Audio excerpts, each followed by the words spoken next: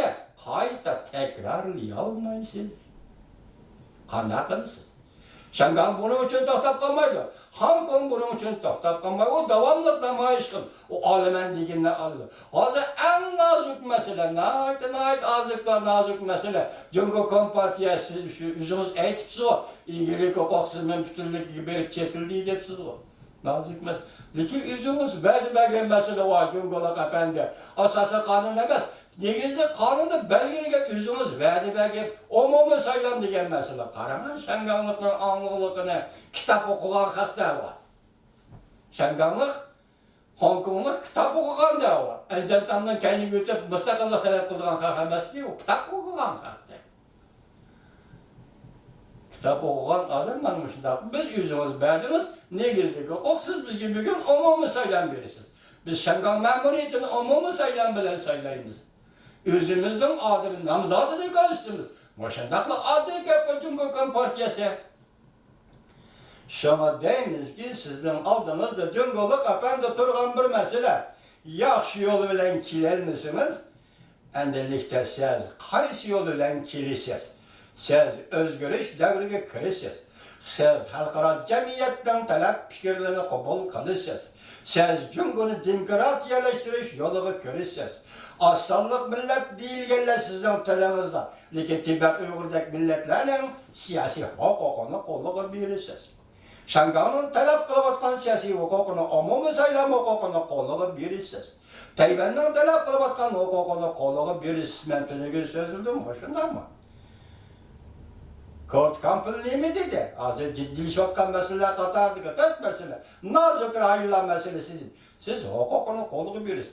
Bir yerde hiç gep yok. Sizden hiç ders talep kılıvatkını yok. Sizden hiç kandak artık nasıl bir kişi talep kılıvatkını yok. Halkın hakkını hakkı verin. Halkın vatanını hakkı verin. Halkın hukukunu hakkı kaytırıp verin. Tacavuzçılık için durmam. Kemayimcilik kılmam. Dünyaya hocayım bulmam. Dünyanı başkorumen demem ey Jungolar. Bu sizden kolunuzdan gelmeydi. Devadı o. Halkara cemiyet. Kandan icazemez Jungo'luk efendi.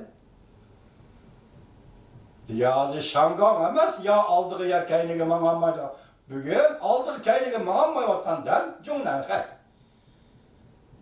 Bunu Govingul dedi Jungnan Hay emez, bunu Jungnan King dedi hazır. Del aldığı keynigi yalanmayotkan Jungnan Hay. Siz şundan halkara cemiyetki ne mi dediniz? 7. ayın 30. günü Şevkilayt Zakir biz 90% artık Uygur'da nazar bentden koyuvettik dedi. Kene? Jungo'luklar hey. Sizler öğrüptlük manısılar bu insanlar okşar. Bırakatın verdenlerde bir rast yapınlar, tırıp yakınlar diyor hey. Endiliki kıstap geldi. Kıstap geldi, deryanın evi geldiniz. O tarafta dol kulluk ekvatkan derya. Üzünüzde azsınız. Çöküp gitsiniz. Bu tarafta halkara cemiyetin besimi. Üzünüzde açsınız, burnunuzu yeysiz. Azı ahval şundan oldu mu? Eğer bunlar esilsiniz, burnunuzu yeysiz. O tarafta dolkulluk derya. Şuna çıraylıkça çekinmekten başka 1 milyar halkını veyranı kılmay.